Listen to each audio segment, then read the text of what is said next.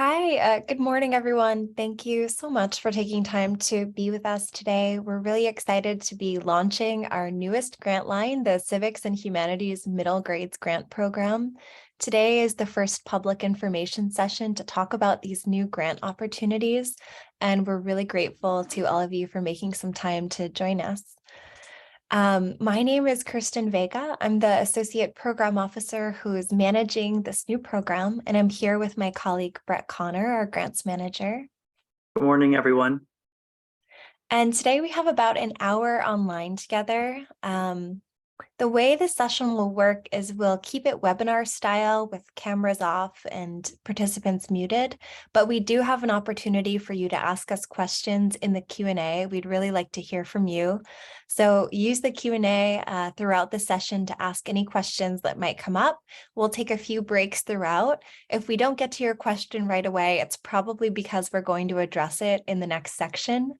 So be patient, and we will be sure to follow up with anyone who has a lingering or very specific question that might mean a phone call or a quick follow-up in the coming weeks. We're also recording this session, and I will post it on YouTube early next week. I'll also email it around to everyone who's RSVP'd. So don't worry if you have to step out, or if you'd like to review something later, we'll have this video publicly available leading up to the deadline. So I know some people are still coming into the room. Just in the nature of time, we'll dive into the agenda for now. We're going to start by sharing some information about California Humanities, who we are in the state, who we are as a grant maker, in case you're new to our organization. And then Brett and I will give an overview of the new grant line, Civics and Humanities Middle Grades Grants, with some detail about the two lines, the planning and the implementation. We'll walk you through the application process. Brett will give a background on what it's like to use our grant portal and online application tools.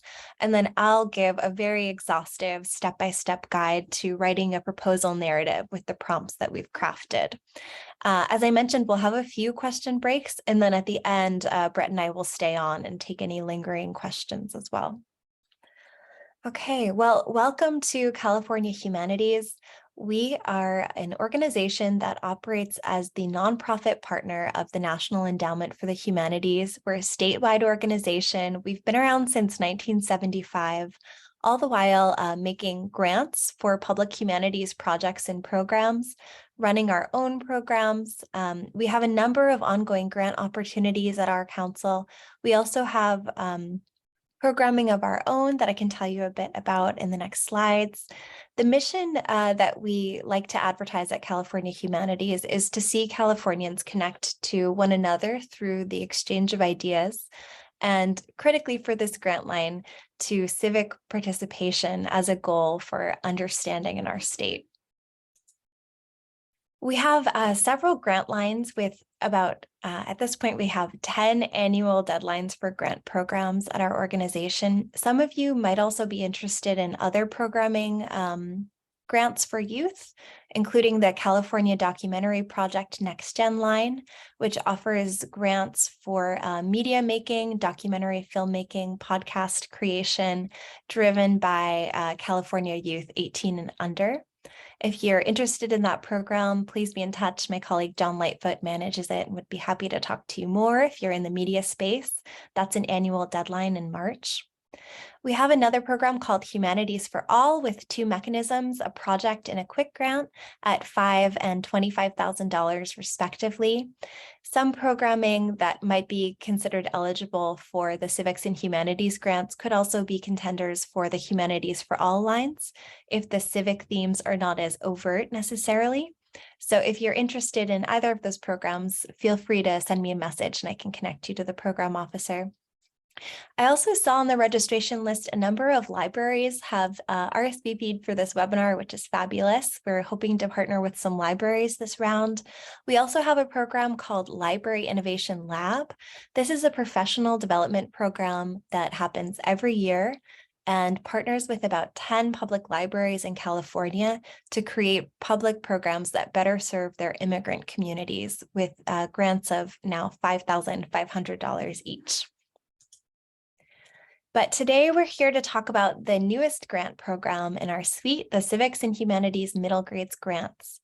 So this year, on February 1st, 2023, we have an open deadline for two grant programs here. One is a planning grant, which offers a $5,000 award for projects that are really in the earliest stages of research and planning. Maybe you're starting to work with humanities advisors or consultants with an idea for a middle grades education program. Maybe you're still doing some basic research. These are really grants intended to support applicants at the earliest stage of their projects. On the other side, we have an implementation grant, which I'll talk more about in the coming slides.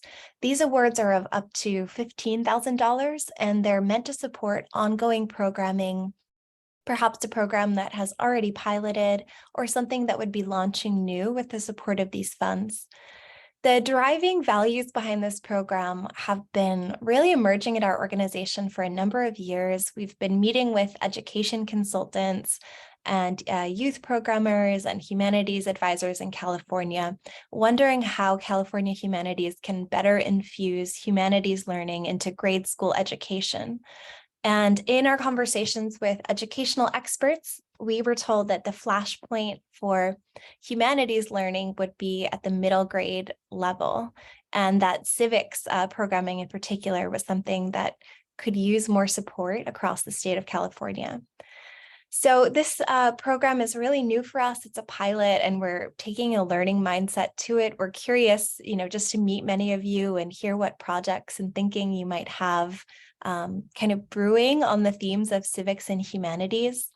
I will say that civics is something that we're defining quite broadly here.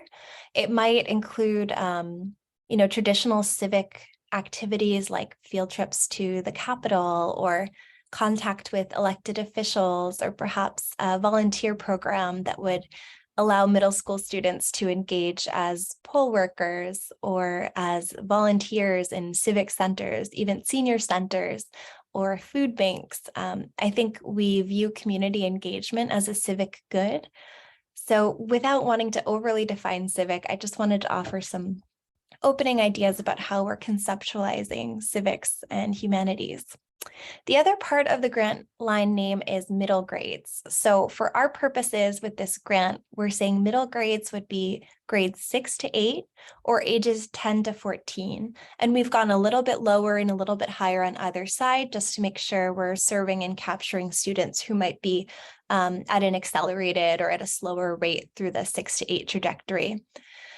These grants are meant to support classroom learning, school learning, but also offsite learning. We're hoping to be able to support also museums, libraries, summer camps, nonprofits who maybe have a track record of youth programming. Perhaps there's a partnership with a school system, or they're an independent entity with their own connection to a youth program. So no need to be a school. I've heard this question already, but it's also a grant line that is open to school systems, public universities, and K to 12 organizations as well. So both of these grant lines will have the same deadline this year, February 1st, 2023, but there are key differences. As I mentioned, the planning is a $5,000 grant with a shorter grant period. So this is a 12-month grant. It is really not intended to support activities or youth programs. This is for an early stage project that is looking for support for research. The grant program, the period here would be from April 1st, 2023, with notification of award happening in early March 2023, and go through March of the following year. So that's 12 months. Whereas implementation is 18 months, and you can apply for funds between $7,500 and $15,000. We are looking to see a match for these grants that would be reflected in your total budget. However, the match does not need to be in place at the time of application, and you can make your match either in cash if your organization has those resources ready, or through in-kind donations of venue, teacher time, volunteer hours.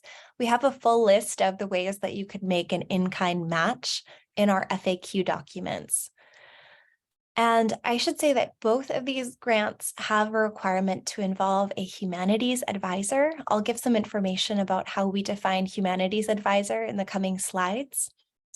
Some other key differences between these grant lines, apart from the stage of the project, the reporting requirements for implementation are naturally a little more serious with the implementation grant. There are 2 reports with implementation, one at the midway and then one at the final, whereas with planning, there's just a single final report at the end of your grant period with a final budget. The other key difference between the Civics and Humanities middle grades grants and our other grant programs is there's no need for a public-facing component. If you're doing youth programming in a museum or school or private setting, that's perfectly fine. We, of course, would be happy to furnish grant funds to support any kind of public presentation or sharing, exhibit or talk about the work you're doing, but it's not required. Whereas for a program like NextGen, there is a requirement for a public-facing project at the end. So humanities advisors. California Humanities has been supporting the use and integration of humanities advisors in projects since 1975. This is a well-worn tradition in our grant-making programs. What we'd like to encourage grantees to do here is to work very closely as a member of their core project team with a scholar or researcher or a culture bearer who has some important experience or information they can bring to your project. So perhaps if you're a teaching organization that works in the humanities, but you don't necessarily have an in-house civics specialist, maybe your humanities advisor would be someone who's a civics specialist at a public university, or someone who has worked in the nonprofit sphere in voting rights, someone who can fill in the gaps of your project's experience.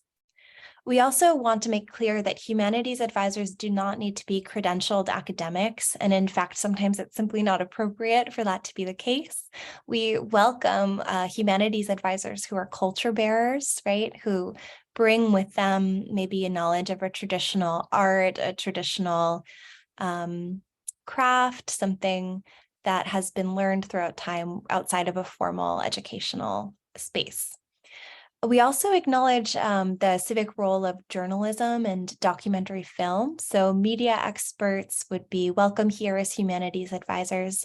If you have any questions about finding a humanities advisor, or you would like some guidance or perhaps recommendations of advisors, feel free to get in touch. We've worked with, hundreds and hundreds of excellent humanities advisors over the years, and sometimes we can make recommendations if you don't have someone in mind. And this is a requirement for both the grants. So the planning and the implementation would both need a humanities advisor as part of the core project team.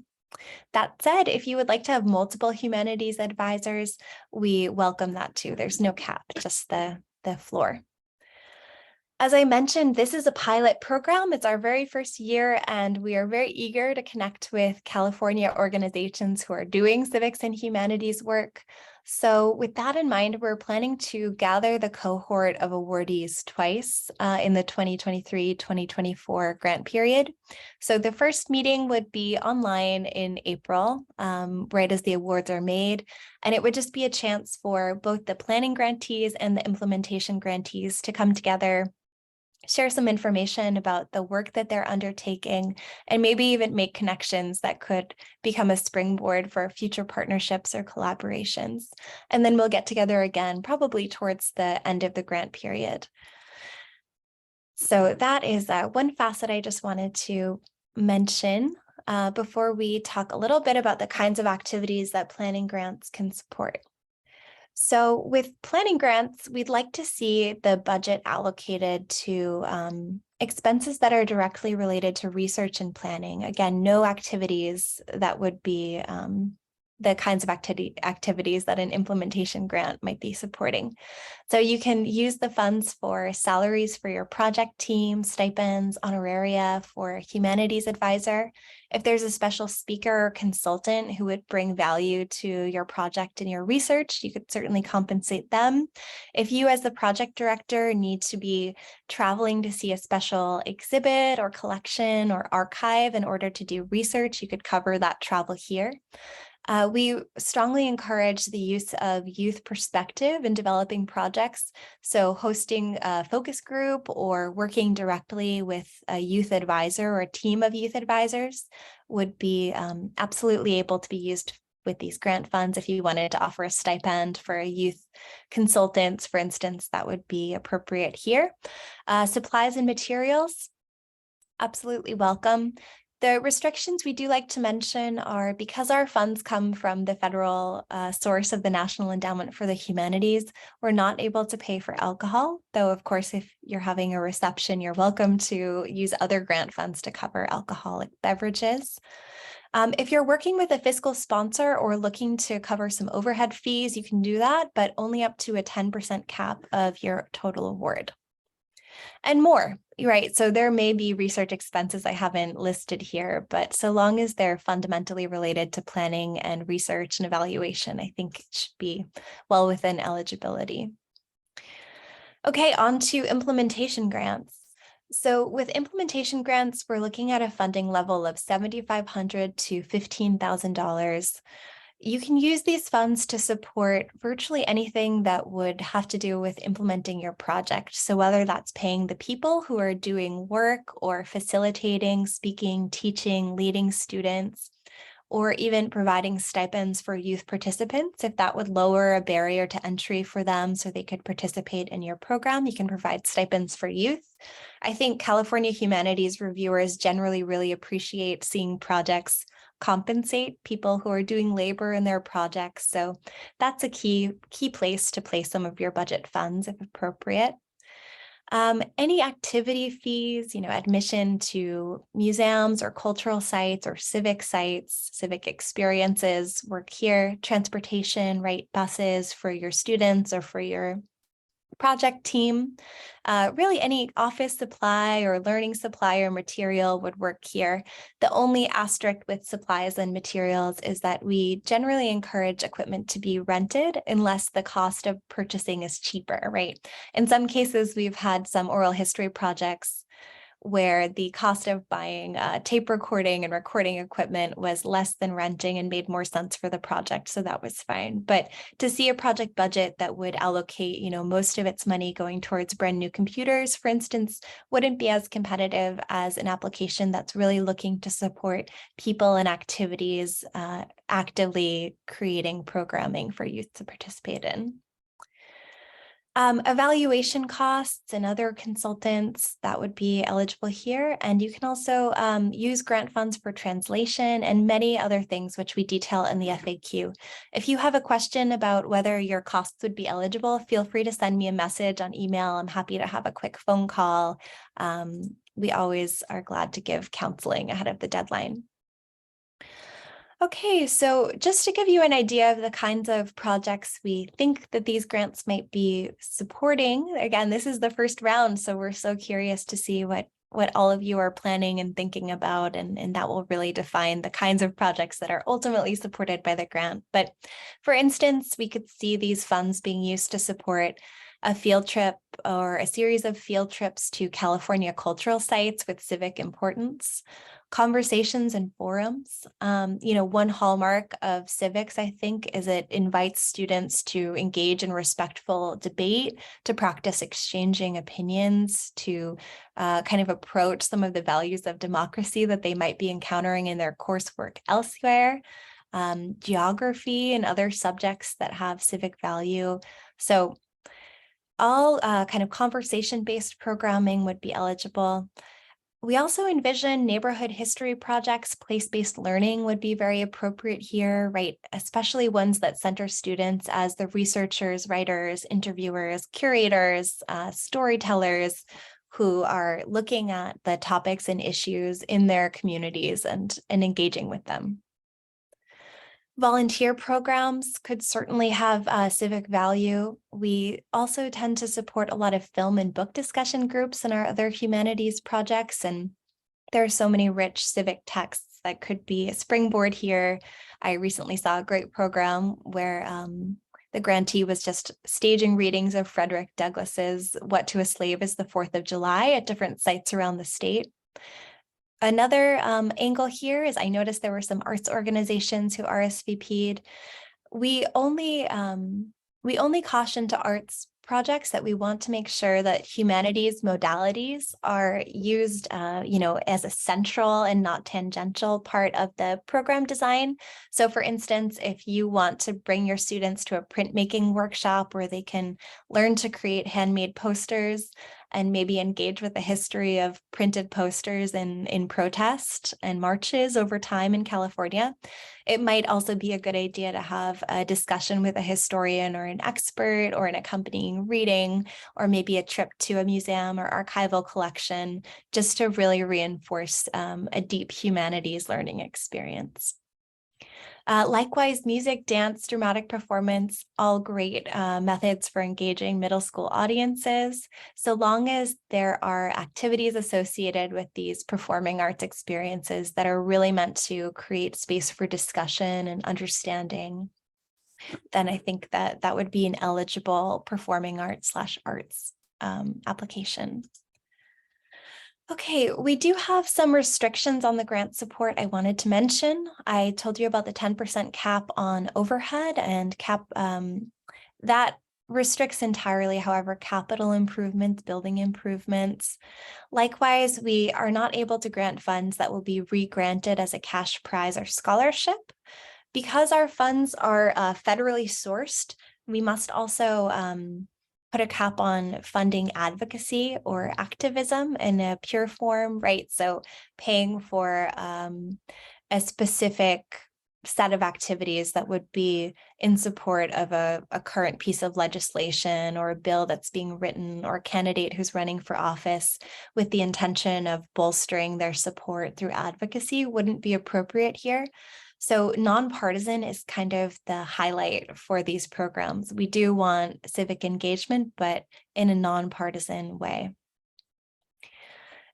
We expect that there might be some curriculum development projects in the room today.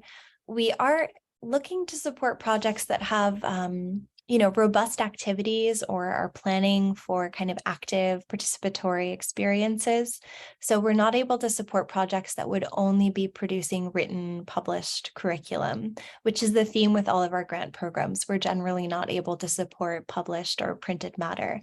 However, if you're looking to create an anthology of student writing that would be self-published or placed in the local library, that sort of thing we do support. So it's a bit of a gray area, and don't hesitate to write to me if you're wondering about something printed or published.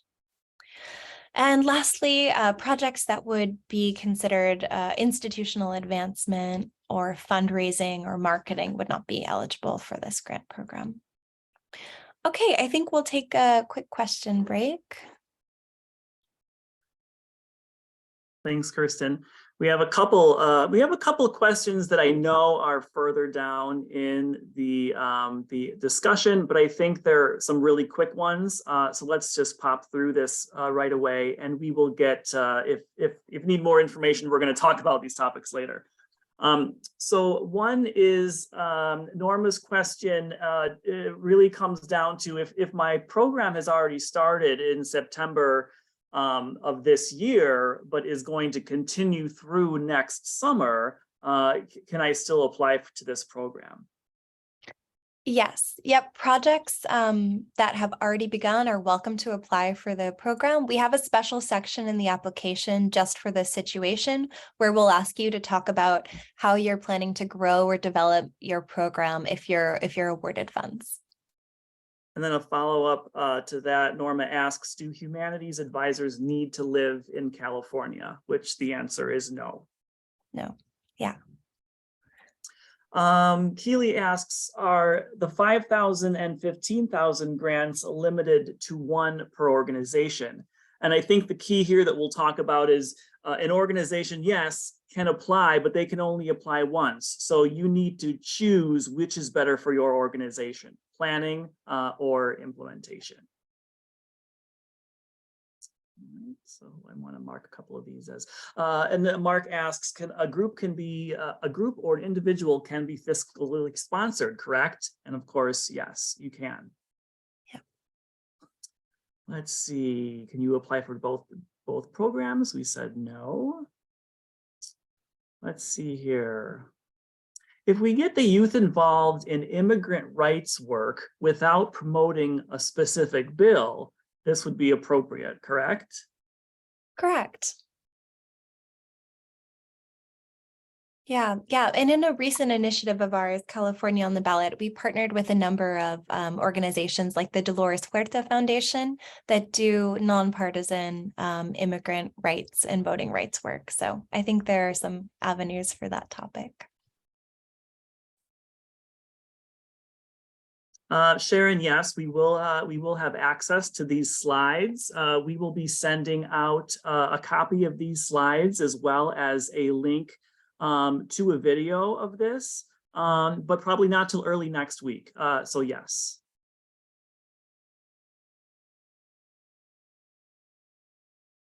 Are institutions of higher education also limited to one application per cycle?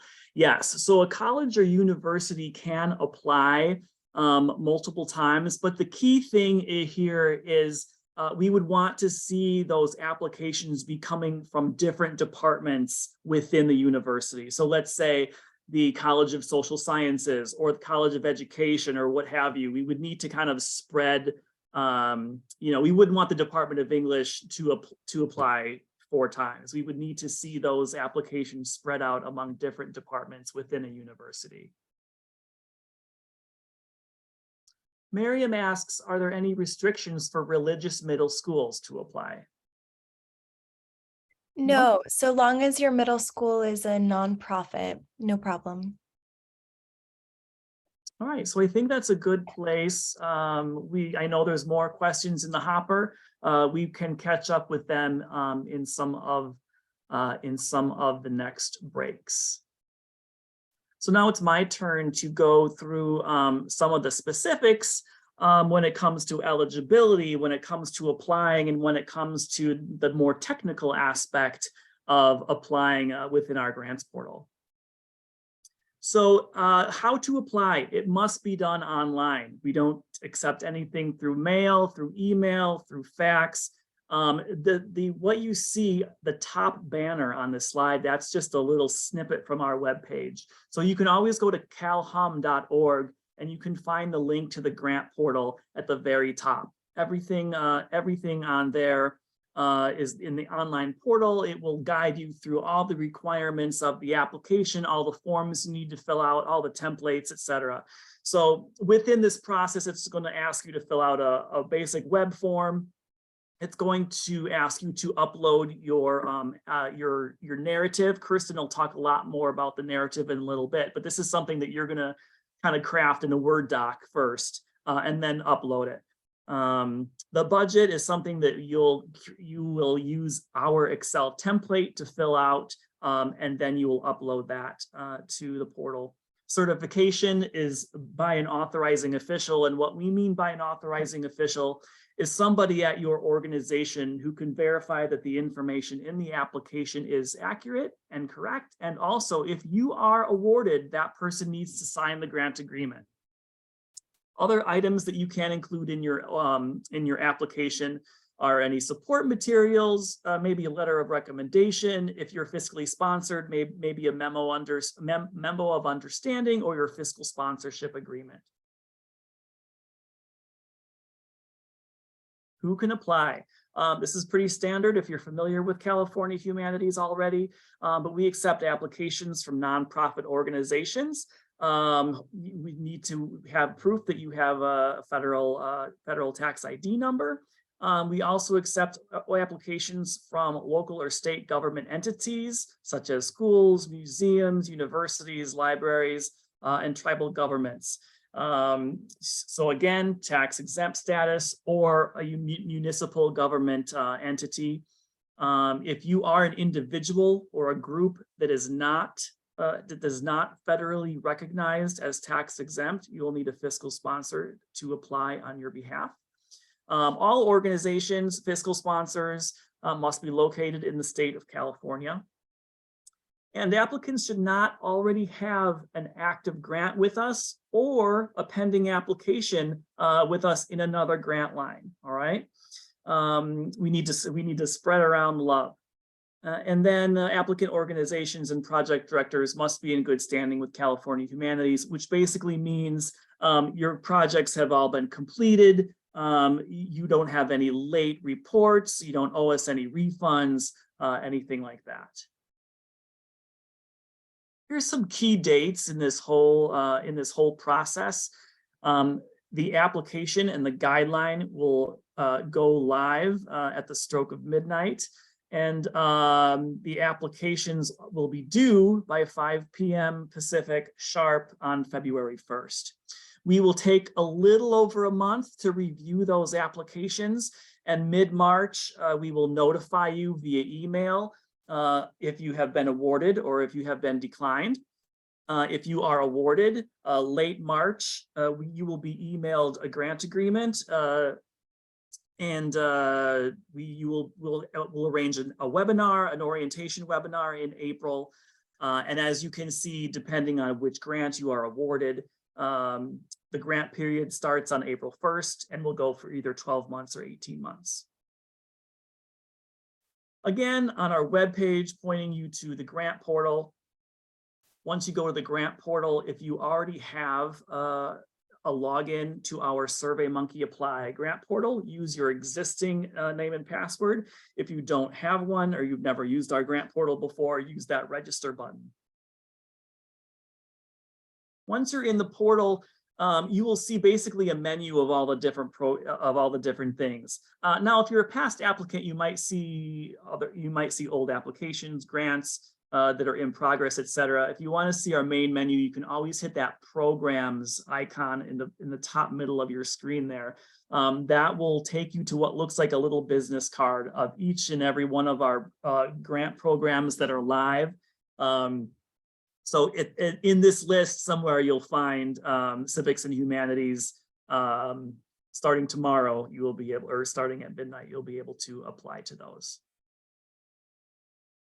So this is what it looks like kind of inside an application. In the middle of the screen where you see those half-filled green dots, those are what we call the tasks of the application. So several tasks will be listed there. You'll have an application form, you'll have an eligibility quiz, you'll have a task to upload your budget, a task to upload your narrative, a task for your official to sign. So once all those things are completed, you'll be able to move forward. This is just a sample of what it's just the application form looks like. It's just a basic internet form, fill in the blank, check a box, put in information about you yourself and your company. This is what the any upload task would look like. It's just like attaching any file on your computer to a web-based email. You know, you hit attach, you browse on your computer for where that file lives. And then at the end of each task, you'll see that mark as complete button. So you'll need to make sure that you mark each task that you finish, you mark as complete. Adding a collaborator. So this invites an additional person to assist you in filling out parts of the application form or your authorizing official to be able to send the certification at the end. So if you need somebody to fill in some more, let's say you don't know the tax number and the DUNS number and some of those specifics, you might be able to invite somebody else from your organization to help you fill out some of these forms, or send an invite to your authorizing official who can sign their name on the dotted line at the end. So you use that add collaborator button to add somebody else into your application. Once your application is complete, you'll notice that those the tasks, you'll see that as you complete those tasks, you see that green checkbox, those will all light up. Once those are all lit up, then therefore the green submit button kind of on the left-hand side there will light up as well. There is a lot of people ask, can I download my whole like application packet just for my reference? And that's what the orange circle is referencing to, that preview. So that's where, if you wanted to download a whole packet for yourself, for your records, that preview button is where you would do that. Another common question I get is, I've already finished my task, I've marked it as complete, but I notice there's something wrong and I need to edit it. So when you, it can be kind of tricky to find the button to edit once you've completed something. So you open the task that you've already completed, and then you'll see that where that number 1 red arrow is pointing to, there's 3 little dots that look like an ellipsis. That's where the submenus are hiding. So if you click those 3 dots and you click edit, you'll be able to go back into your form and navigate to the page that you need to fix. And save that all over again. Be careful not to hit the reset button, as that will clear your whole form. And again, once the required check marks are done, the green submit button will light up for you to officially submit to us. You will get an email confirmation that your application have been submitted. Here are some tips. Make sure that you thoroughly read the guidelines. They will be published first thing in the morning on our webpage, and they will also be linked in the application as well. Make sure that you provide all the requested information in the right format. Get started early. Don't wait until the deadline on February 1st. If you want to do this, get started now. You don't know how many emails and calls we get on the deadline day from people who are having trouble or having questions that could have been asked sooner. So we encourage you to start early and reach out to us if you need any help. Let's see, we have some more questions here.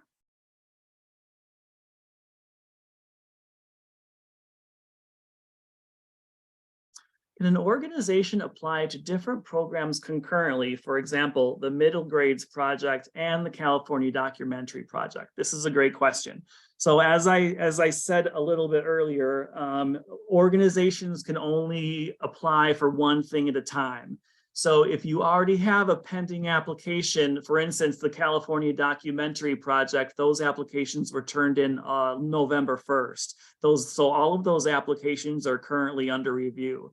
So if you as a project director or your organization as the applicant have already submitted an application for the documentary project, you wouldn't be eligible to submit again. You can only have one pending application at a time.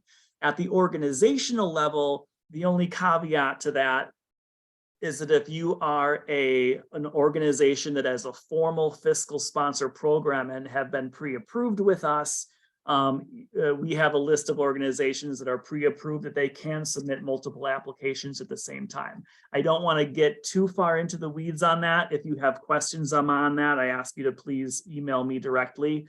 My email will be at the end of the slideshow. But you as a project director can only have one active grant or one pending application open at any one time.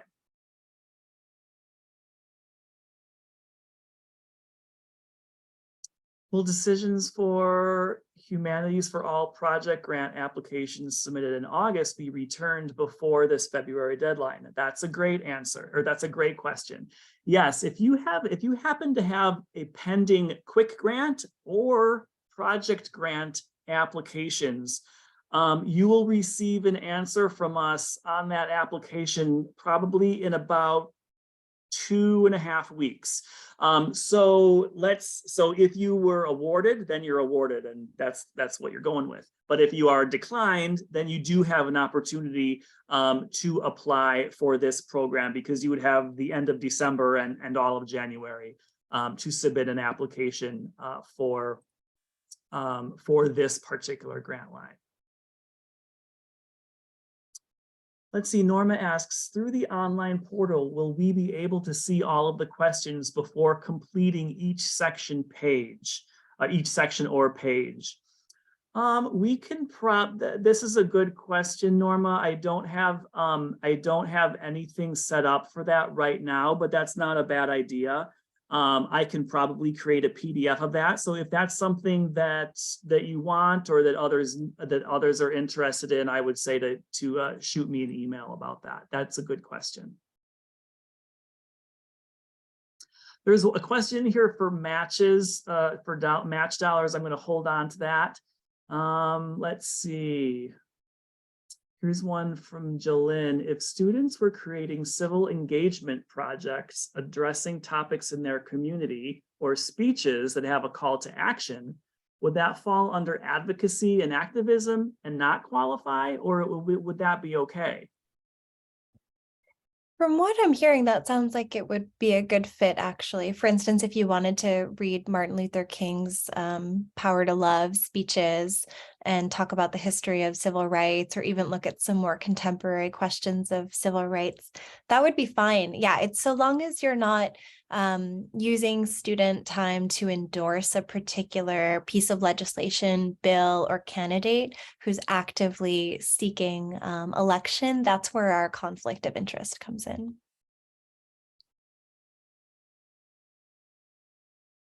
Okay. Well, we'll have another question break towards the end. So thank you so much, Brett, for walking us through the application and taking those questions.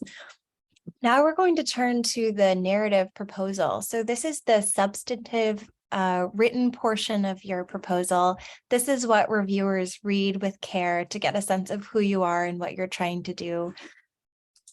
The first things to know about your narrative proposal is that we give very detailed instruction for writing this sort of essay length description of your project in the guidelines. If you scroll to the bottom of the guidelines, there's a separate guideline for planning and implementation. You'll see the pages I've excerpted here. This is, I believe, a 10-piece questionnaire. Each subject heading asks about a different facet of your project and gives you meaningful prompts to help you explain what it is that you're hoping to do in the civics humanities realm, what youth groups you're planning to work with, the status of your relationships with, say, your humanities advisors and other collaborators. So the thing is, the first thing you'll need to do is decide which grant you're applying for, and then go into the guidelines and pull out this narrative section in the 10 questions. We often see, grantees and applicants just copy and paste this into a Word doc and spend some time, really weeks, writing the answers to these questions in a separate Word doc, because this will be uploaded as a file, either a PDF or a Word doc, into the portal. So you can work on it, free of the online application portal and upload it later.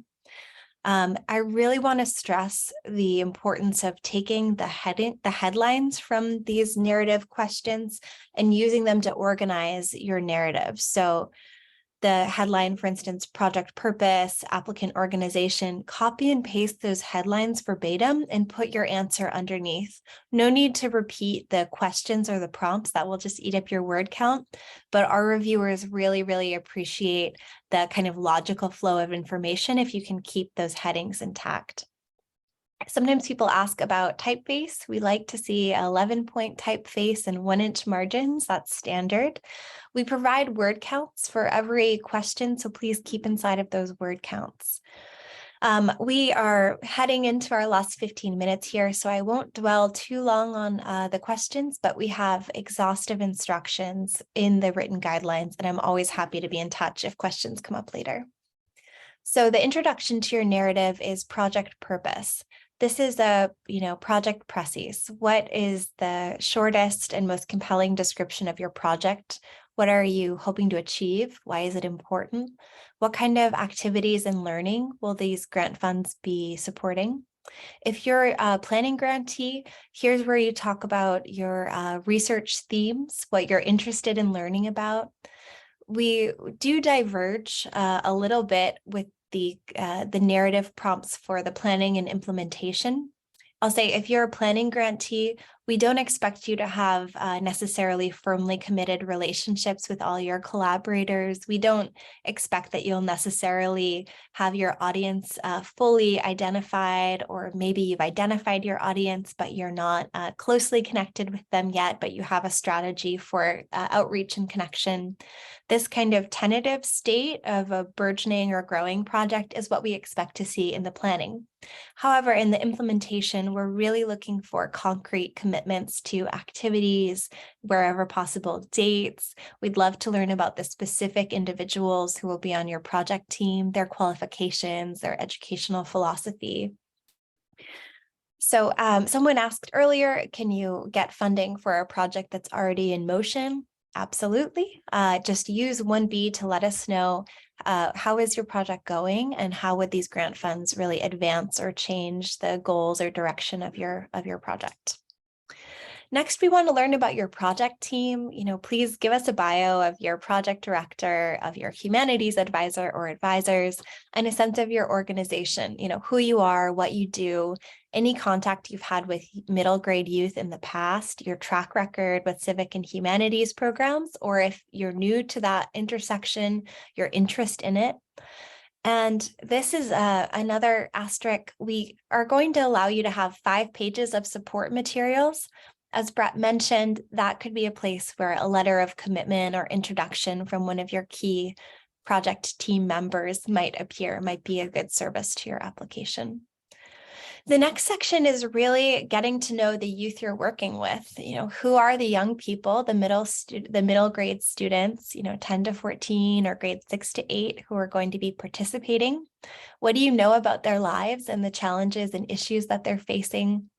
And really what's key here is what's your plan to engage them? To engage them in the questions that come up for them in the study of civics, or engage them in the kind of life of their community if you're doing project-based learning. And if you have an equity approach, if you're looking to work with underserved youth, this would be a good section to let us know about your approach to equity. We also want to know here about kind of your engagement strategy. What is your approach to centering students in project design? And if you can draw on past examples or work, that's great. And let us know what's the status of your connection to this group. Have you worked with them before? Are they already involved? Do you have a contact or an outreach partnership that you're looking to develop? That will give us a strong sense of your relationships in this project. The next few questions are really about goals and impact. The civics and humanities space is emerging, we know, and it combines 2 spheres that can be a little difficult to define. So we'd love to hear from you. How do you see the relationship between civics and humanities? How will your project advance or occupy that space in some way? Does your organization have experience hosting programs for middle grades youth? Does your organization or your project director or humanities advisor have experience with the intersection of civics and humanities, or either corner? And can you tell us about the contributions that your humanities advisor might be making? The fundraising strategy is a smaller word count for planning. Naturally, a number of the word counts here are much smaller for the planning grantee, since we know your ideas are still growing. But with funds, we really just want to know, do you need more money than what would be provided through this grant award? And if so, what's your strategy for raising the funds? Okay, the project timeline piece is inside of your narrative as well. Here's just one way to set it up. This is not a required template, but this is an example. Give us a sense of how your project will unfold and who it will involve over the course of the grant period. Again, 12 months in the case of planning, 18 months in the case of implementation. This will allow our reviewers to get a sense of how you're already planning to implement your project and how it aligns with your narrative and your budget. I think reviewers are very moved by parity in your timeline, budget, and narrative, a sense of through line for your plans as expressed in all the 3 components. Okay, on to the budget. So both grants require a budget. We furnish a template. It looks like this. And we ask that you please use the template. Unfortunately, we can only accept budgets that are submitted with this precise Excel template, so please use it. We'd like to see the total picture of your grant budget. If you have some other funds that are being used for this project, indicate them here. You can allocate your expenses only starting in the grant period. It's okay if your project has started before the grant period, but just indicate expenses to begin in April 2023. And if you are applying for an implementation grant, indicate where you expect your match or in-kind to be made. It's okay if that changes should you be awarded towards the end of the grant, but give us an idea of how you expect to meet your match. If you take a look at these lines, some of them won't apply to you at all. If you won't be doing any venue rental, if you won't be documenting the project in any special way, feel free to delete those lines, write in something more relevant to you. Below the template, we have a budget narrative space. I'll show you an example that is excellent. Here's something from our Humanities for All project that is a strong example. So they have personalized these columns. We take a look at this budget and we immediately understand there have been some walking tours planned. The tour leader salaries are already expensed at the exact rate. We see that there's an exhibition installation. We get a sense that there's volunteer labor meeting the match. We can see the printing costs for gallery guides, conference programming, right? All of the activities that have been described in the narrative are appearing here with their budgetary corollaries. So you have a really nice parity. Here's their narrative. The more detail, the better. So if you can give us a breakdown of salaries for, say, your project director, your humanities advisors, your speakers, your educators, stipends for youth, supplies and materials for your in-person activities, or if you're in the research and planning phase, expected travel, expected consultant fees, that kind of thing. Brett talked a bit about the MOU. For those of you, you'll know who you are. If you're working with a fiscally sponsored project, we ask for an MOU. We have more detail on that in the FAQ. And we do allow at the end of the application 5 pages for support materials, and we really encourage you to take advantage of this opportunity to tell us more about your project. As Brett said, this could be a letter of support from a humanities advisor or a very personal letter from your project director explaining their work and their commitment to the project. Or it could be some document or work sample from a previous humanities or civic program. We have space for URLs, to web addresses, to websites, videos, audio clips. Just keep in mind that brief is better since our reviewers will be working with a number of applications. Okay, I'll give some details about the review process, then we'll stop for our final question break. So if you're curious about the review criteria, we do give more information about the qualities that we are seeking in our guidelines, which, as Brett mentioned, go live tomorrow. There's a multi-stage review for these grants. They'll be looked at not only by California Humanities staff, but more critically by your peers in the humanities and civics and education field. They'll be read by peers in the fields. Our board and staff will convene and have a review panel to discuss. So there'll be multiple checks and stages for each application will be read multiple times. The competitiveness for our grant programs tends to run at 15% funding rate. However, this is a new program and we can't quite calculate with precision since we haven't yet accepted a cohort. So that is in flux. As Brett mentioned, whether you're awarded or declined, you'll get an email from us March 2023 with your decision. If you are declined and you're curious about your reviewer comments, or if, for that matter, if you're accepted, we're happy to share them with you. If you send us a note, we'll pass them along. And we, I think, are anticipating tentatively future rounds of this program. And in that case, we would welcome revised applications from previous applicants. The disbursement of funds is different with the planning and the implementation. So the $5,000 planning award, I believe, is given 90%, Brett, correct me if I'm wrong, 90% at the signing of the grant agreement, and 50. Then the final 50. And then the rest on the receipt of final report. And I'm then sorry, the Kirsten, were you talking about planning or implementation? planning. Okay. Um, it's not one lump sum. Hmm. We'll have to Yeah. get back to you on that. Sorry, new grant program. We're still working out the kinks. But yeah, it's either a lump sum or 90% in a 10. And we'll clarify that in our guidelines tomorrow. And then the implementation is staggered with an interim report in the middle. Okay, Brett had mentioned what happens if you are awarded. These are some of the steps, including attending the virtual meetups that we mentioned and returning your signed grant agreement, which would be sent out in March, and ongoing acknowledgement of California Humanities and the National Endowment for Humanities in any public materials that you publish, as well as just staying in touch with the program team at California Humanities, keeping us advised of your upcoming activities. Okay, I want to close with some pieces of advice that we find to be helpful in this application process. Make sure that civics and humanities are central at the core of your project to be competitive.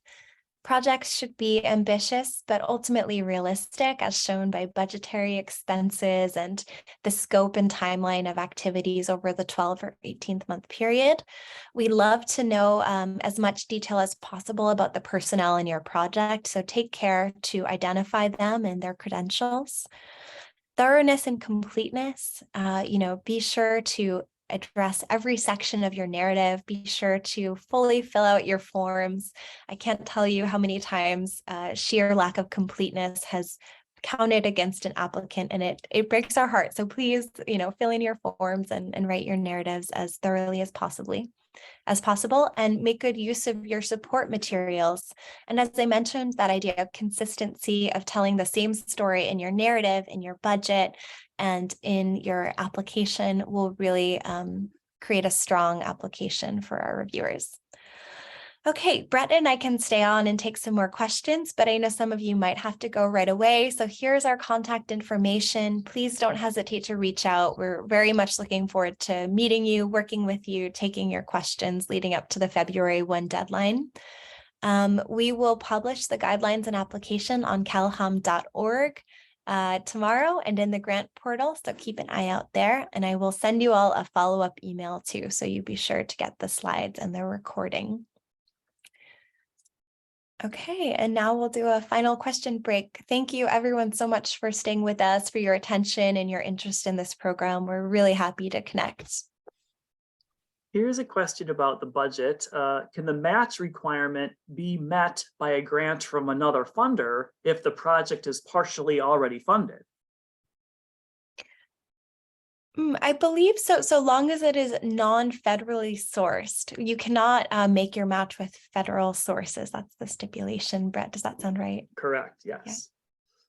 Yeah. Deidre asks, can an organization apply as a pass-through or a co-applicant if we already have a pending grant application?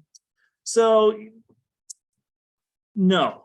We don't really want to use anything with the verbiage pass through. We don't want an organization to apply just to collect the check and then they turn around and cut the check to you. We want our application, even if it is a fiscal sponsor, we want that applicant organization to make substantive contributions to the program. We want the fiscal sponsor or that applicant organization that's applying on behalf of an individual or someone who doesn't have tax exempt status, et cetera. We want them to be able to contribute to the success of a program.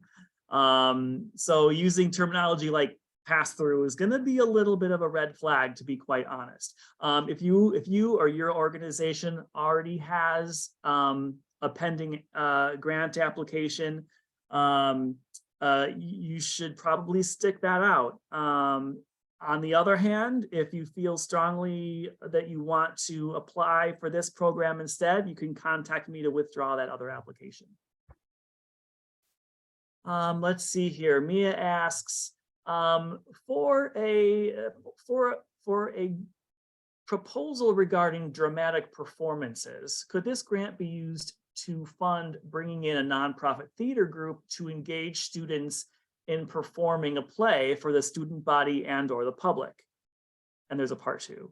So far, yes, so far you're good to go. Does the subject matter of the play need to be civics related? Yes. So again, you have to have that handshake between civics and the humanities. Let's see. Right, right. And I think that the civic civic component of a performance could be strengthened through discussion groups, through facilitated lessons, through field trips. For instance, if you wanted to put on Death of a Salesman, there are some classic Americana themes that could be brought out by other kinds of humanities programs. But ultimately, yes, we are looking for overt connections to civic learning. Yeah, thanks for that question. Here's one. Let's see. Our project would potentially also include high school students. So is it inappropriate to apply? Our district already runs a civic engagement program that showcases grades 7 through 12. If awarded, could we just direct the specific funds toward the middle grades? I believe so. Yeah, so long as your funds are restricted only to the middle grades, we understand that some of you in the room will have ongoing programming with a K-12 audience. But yeah, these funds just have to be restricted to middle grades. And then if we have something that is clickable links, you could include those as part of supplemental materials in a Word doc or a PDF, etc. Yeah, yep, Yes. absolutely. All right, well, that's all the questions on the list. If anybody else wants to chime in, here is your chance.